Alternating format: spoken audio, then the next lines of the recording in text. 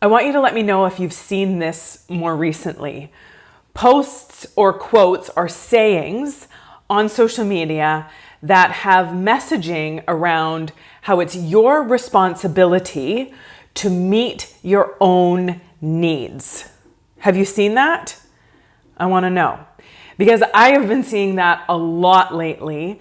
People telling you, giving advice that it's your job to meet your own needs. And now there might be some truth to this, that it is important that you are there for yourself, that you're looking out for yourself, that you are taking care of yourself, but not to the exclusion of also needing other people, of also having needs that other people can meet for you. So we want to talk about this today because there are, 8 billion people on the planet? Because we are not meant to live in a vacuum. We're not meant to live in isolation where we are only ever there for ourselves, taking care of ourselves and not relying on other people, not having close connections with other people, not needing other people for anything. There wouldn't be so many of us on this planet if we were meant to do it all alone. So yes, it is important that we are there for ourselves, that we are listening to ourselves, that we are listening to our needs, and we are going out and we are fulfilling those needs. But it's also important that to need other people, that we have some needs as human beings, perhaps even a lot of needs, that are to be met by other human beings in our relationships. Our needs for love, our needs for connection, our needs to feel seen, our needs to feel valued, our needs to feel significant, our need to feel worthy. And yes, these are all things that we need to be creating within ourselves, but we also need those from others as well because we are relational beings. Now that said, there is such thing as being too needy.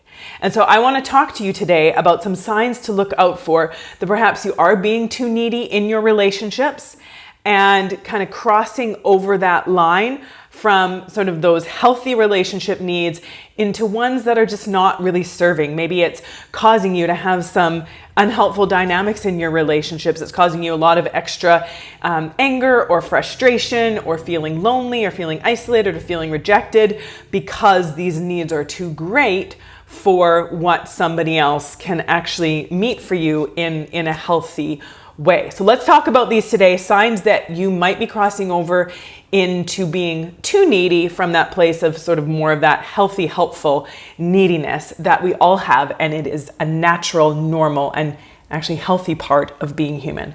Where is that line? That's what we're going to talk about today. If you're new here, welcome to our incredible little corner on the internet. Take a second, introduce yourself in the comment section below. If you are back again, it is always good to have you here. Special shout out to my shifters, the members of my membership community, the Shift Society. Always good to have you here. Love it when you all bring topics from these talks to our membership community and open up discussion for them. And absolutely, let's have a conversation in there about neediness. Either way, my name is Kristina, and I am a registered clinical therapist, a researcher, a coach, and like I said, the creator of my membership community, the Shift Society, where we are taking this work to a deeper level. You can get more information about that in the description below. I help heart-centered humans break through the crap that is holding them back so that they can like themselves and their lives more every day.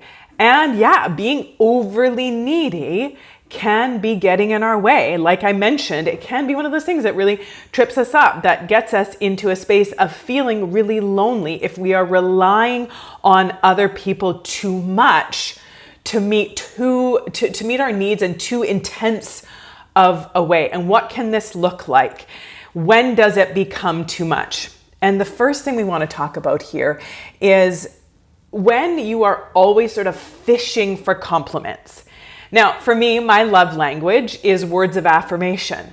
And so having affirmation and being recognized and people, appreciating me or pointing out things that they value in me or that they notice about me, that means something to me, right? That feels good.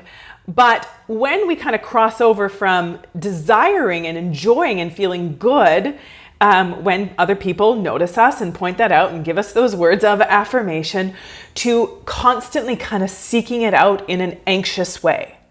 And you can kind of tell the difference between, being like, hey, like, I'm really proud of myself for this, and I'm, pointing something out that you did and kind of looking for that like affirmation or somebody else to recognize it if perhaps they didn't. That's different than always fishing for that. And you can feel that sort of energy shift when you're kind of waiting or laying kind of hints or kind of being a little bit passive aggressive in always just sort of, asking for affirmation. Or another really obvious one is if you're always kind of putting yourself down in a way to kind of like get someone to build you up. So if you're always saying things like, oh, I'm not good at anything, or I suck at everything, or, this is a piece of garbage, this thing that I did, oh, it's terrible, or, oh, if you've spent like 3 hours cleaning your house and it's like spick and span, you're like, oh, my house is just a mess. It's so gross in here, right? Like you're just sort of saying these things to get someone to say, oh, no, you're so great, or it's so wonderful, or you're so amazing, or like, you know what I mean? Like kind of fishing for those compliments by putting yourself down, right? So looking at that line between really like feeling good and like needing to feel seen, needing to feel recognized, to just sort of constantly seeking that out in like this anxious way, right? And maybe that is our difference here, is when you're seeking it out because you're like, it feels good and I just really want to have that recognition, versus feeling like really anxious and really unsettled and not being able to kind of keep going until you get a lot of those compliments, until you get a lot of that recognition, until you get people to kind of even argue with you about the fact that you're not, a failure, or, a disaster, or that you're not like useless, right? Like you can kind of tell the difference if you're anxiously seeking that out. And then if you don't get it, right? If people don't take the hint, or they don't point out something, or you don't get recognized for every little thing, then you just feel really bad and you start to think that you're no good. And you start to be like, well, if people aren't noticing it, then it must mean that they think that I'm terrible, or I suck, or I'm, an idiot, or I'm a failure, or whatever that is. So really just being able to see that if you're constantly seeking it out and feeling terrible if you don't always get it, then that is a sign that there's too much neediness going on there. And so yes, it's good to be recognized by others.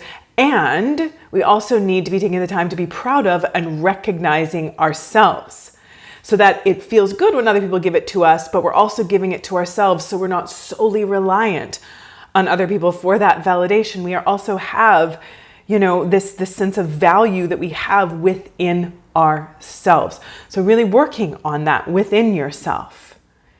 Really working on valuing yourself and recognizing yourself. So you're not kind of going through life in this desperate attempt to get other people to see those things, to recognize those things, to point those things out, so that you can, feel good for a moment or two. But we know that it doesn't last, because someone will say something and will either discount and be like, oh, no, or they'll say it and we'll be like, oh, that feels good for a second.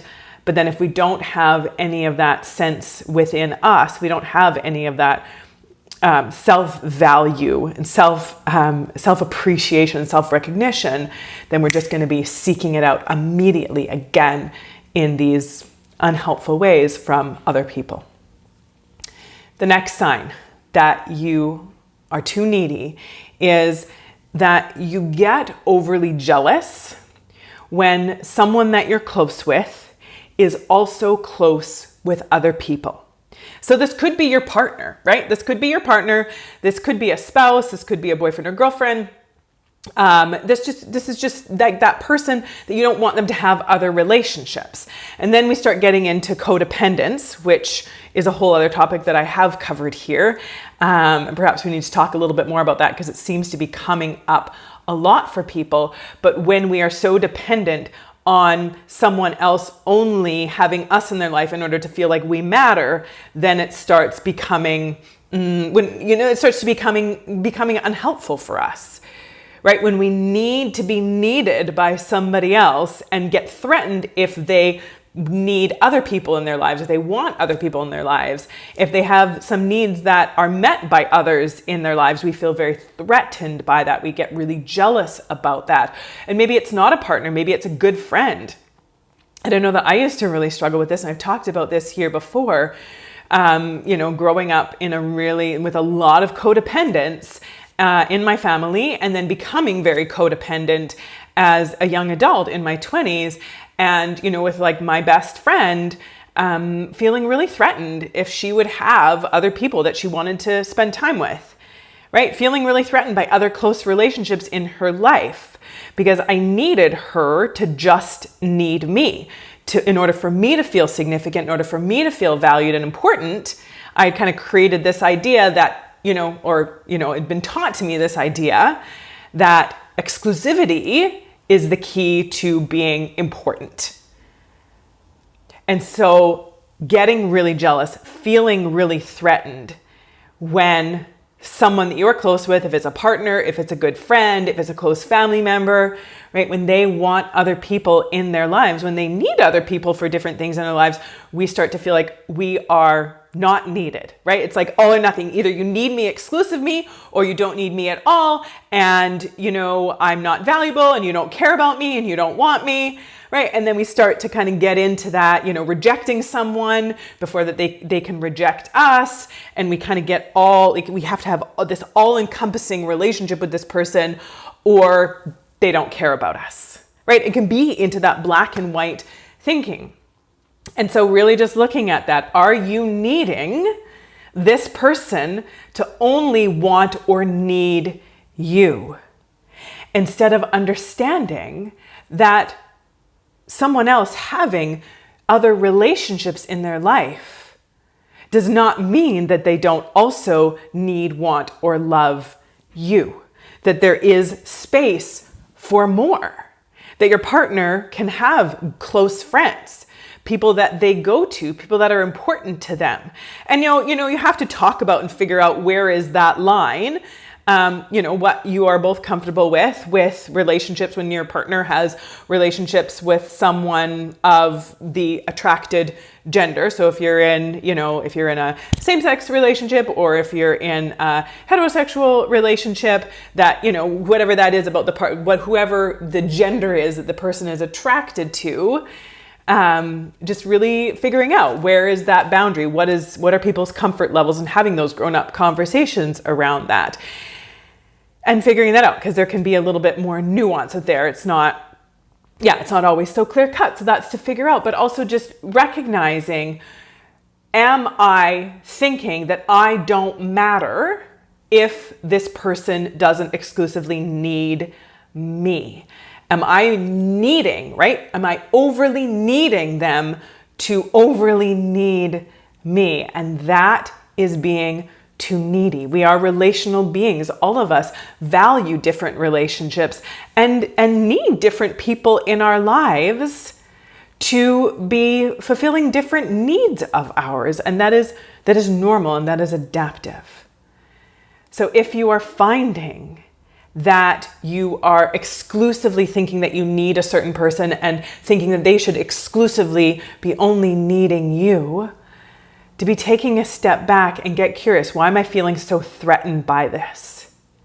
And again, working on your relationship with yourself, feeling more comfortable, confident, secure in who you are, is going to give you that security and that space to not feel so threatened by somebody else having other close relationships in their life. Because you are going to not feel like I'm that disposable, right? Like unless this person is completely enwrapped with me, then they are going to leave me. And if that is something that's going through your brain, you have to take a step back and be like, okay, why do I think that I'm that disposable? Oh, that comes back to my sense of self, my self-esteem, my relationship with myself that absolutely needs some work. That's a very clear sign. The next sign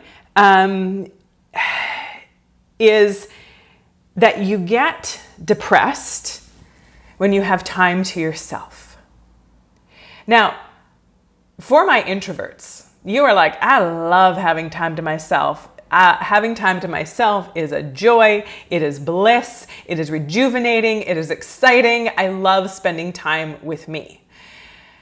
For my extroverts who are like, oh my gosh, please do not tell me that I have to be isolated and alone for hours on end or days on end, in order to be a healthy, well-adjusted human being. And no, that's not what I'm saying, right? So if you tend to really like to be around people, I'm not saying that you have to, go off into solitude for a week and be completely fine, and that's a sign that you are healthily adjusted. Absolutely not. Again, we are humans. We need relationships. We need connection.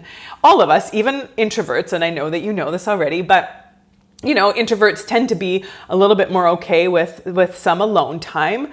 But if you are like, I always have people around, I always need people around, I can never be alone, then that is a sign that there is too much neediness happening. If when you are alone, you go into a deep state of depression, or if you start to feel even really like anxious and start to have really negative thoughts, when your brain starts to spiral and be like, oh my gosh, I'm alone right now.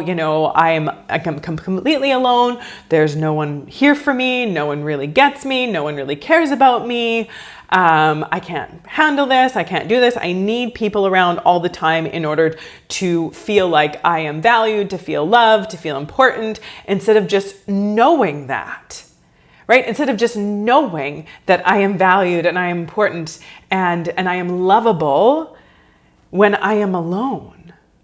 Not needing that constant reassurance by always having someone around, going into kind of a deeper state of depression when we are alone, because we have these thoughts that come in and start to tell us that if you're alone, it's because no one loves you, it's because you're not important, it's because no one values you, it's because you don't have, good people in your life, and just your brain starts to go into all of these negative thoughts that are most likely not true. I mean, they are not true, but especially the part that I was referring to there is if you're maybe you don't have anyone in your life right now that is a really good, healthy, mutually generous, mutually loving, mutually caring relationship. Maybe you don't have that right now. And so if that is the case, then we need to have a conversation about that. But really just looking at, do I go into a really dark place whenever I am alone? Do I think that I always need someone around in order to feel significant?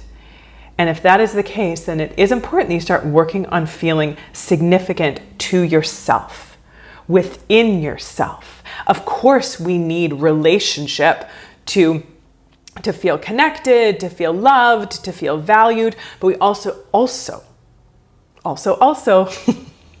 need to be creating those things within ourselves so that we are not solely, right? Do you hear me? Solely needing those things from other people. There's a both. I have it within myself and I need it from other people. But when I have it within myself, there's not this desperate, anxious, just sort of loaded need to have it from other people. I can be with myself. I can be in my own thoughts. I can be in my own company and still feel good about me. The next sign that there might be too much neediness going on is getting really anxious when someone that you're close with, if it's a partner or a best friend or a specific family member that you're really close with, getting really anxious when they're not with you. Especially if they've not given you a reason to doubt them. Now, I can understand that if you're in a partnership with someone who has breached trust in the past, then you might be anxious about where they're going and what they're doing, and that trust isn't breached. You can't necessarily believe them all the time, and there is some fear. That's understandable. But if this person has never given you a reason not to trust them, and you're still feeling really anxious, really worried, really worked up whenever they're not with you, then that is a sign that there is too much neediness happening. That as humans, we are meant to not be always with one specific person 24 hours a day, 7 days a week. That we are meant to have other aspects of ourselves. We are meant to have jobs. We are meant to have other friends. We are meant to have other connections. We are meant to have things that are hobbies and things that we enjoy doing on our own.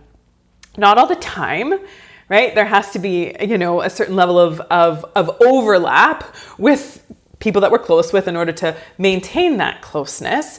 But really just looking at, if this person isn't with me, do I fear that they are going to abandon me? Do I fear that they are going to betray me? Even if this has not happened before, there's no real reason for it. It's just this thing. And maybe it comes from something from your childhood. It comes from another experience not related to this person. But you almost like need that person with you all the time in order to not worry about them abandoning you. Again, that goes into codependence, as we talked about before. That is a sign that there's too much neediness if you are needing this particular person with you all the time in order to feel some kind of semblance of security. And when they're not, you feel very insecure. Again, a sign that you need to be working on building your relationship with yourself so that you're like, you know what? I'm not that disposable. I'm not that threatened if this person isn't always with me that they're going to automatically abandon me for something else. Because I know that I bring value. I know that this person cares about me. I know that I am significant. I know that there is something about me, that there are many things about me that they love and they value, because I have things about me that are lovable and valuable. The next sign that there's too much neediness is if you tend to overshare in new relationships. So someone that you've just met through a friend and you go out for coffee for the first time, or you're on like a first date with someone and you are oversharing everything about yourself. You're sharing really intimate details about pain from your past, about things that you've been through, about your deepest insecurities, and you're doing that really quickly. And in fairness, it's your attempt to kind of build a deep connection with this person by, allowing them to kind of get to know you quickly. But it can be very off-putting for a lot of people because the relationship hasn't developed deeply enough to hold capacity for that, to hold that deep capacity for these deep things about you. And so it might be sort of this like grasping, sort of desperate attempt to get someone to be there for you, to be deeply attached to you, to be closely connected to you right away without giving the relationship the chance to grow into that. And so there can be this sort of desperate attempt. They're like, I need this person. I need to have them close to me. I need them to know all these things about me so that we can have this really, deep, intimate, connected relationship immediately. So oversharing is a sign of being overly needy, instead of just taking a step back and allowing the relationship to grow and develop, allowing that trust to be built, allowing the depth of the relationship to be paralleled to the depth of information that you disclose to the person. And that depth of building that relationship takes time, takes investment. And so really just watching that and noticing that in yourself. Again, no judgment. Probably, the oversharing is coming because there is this deep desire to be close to other human beings. It's just more likely to backfire because it can be off-putting for people and they can be like, wow, that was a lot really soon and I feel kind of uncomfortable, because it's just sort of this natural reaction that other people have when there is an unnatural amount of information that's being shared too soon without the relationship having the depth to be able to carry it. Another sign that there is too much neediness is if you can't make decisions on your own. If you find yourself always looking for other people's validation, permission, or approval before you decide things. If it's, fair enough, you maybe want some feedback if you are going to purchase a new home, right? That's going to be a big investment. You're going to want other people to weigh in. You're going to want to talk about it. You're going to want to toss around sort of your reasons for wanting this particular home and just sort of get some feedback and just kind of, obviously getting some opinions, but then also taking your own thoughts and your own preferences into account as well, and using other people's feedback as part of the equation, but not the only equation. Right? Going from something as important to that to even just going and ordering a coffee and being like, oh my gosh, what should I get? And yes, there are those times I've definitely done it where I'm just like too tired, too overwhelmed, too overstimulated to decide. And I'm like, can you please just order for me at the restaurant or at the coffee shop? Can you just please order for me? I can't cope with anything else right now. Normal. But if you're always like anxiously like, I don't know what to do. What should I do? I can't make my decision. And I need other people to make those decisions for me because I don't trust myself to be able to make decisions for my own life. I'm afraid of that. And so I need other people, and I'm always deferring to other people to do that for me. That's too much neediness. We have to be relying on ourselves to a certain extent. Again, not solely. It's not about meeting your own needs all the time for yourself. Involving other people in your process is normal. Solely relying on other people to do your process is not going to be helpful, because it's taking away from you trusting yourself, from you being able to listen to yourself. And you're going to need to be working on your relationship with yourself and trusting yourself more. And also knowing that if the decision that you make doesn't turn out the way that you want it to, that you're not going to beat yourself up for it. You're not going to be horrible to yourself. You're going to catch instead of kick yourself when you fall. And again, that comes with building your relationship with yourself. And then the next sign that there is too much neediness happening is if you are constantly calling or texting whoever it is that you're close with, or maybe whoever it is that you are trying to get close with, that you are constantly calling them or texting them, and you are expecting them to get back to you immediately, and getting really anxious or upset or even angry if they don't. So you text them and then, they don't get back to you within like 35 seconds and you're texting back saying, are you mad at me? What's wrong? Why didn't you get back to me? Or the ever lovely passive aggressive, hello? ?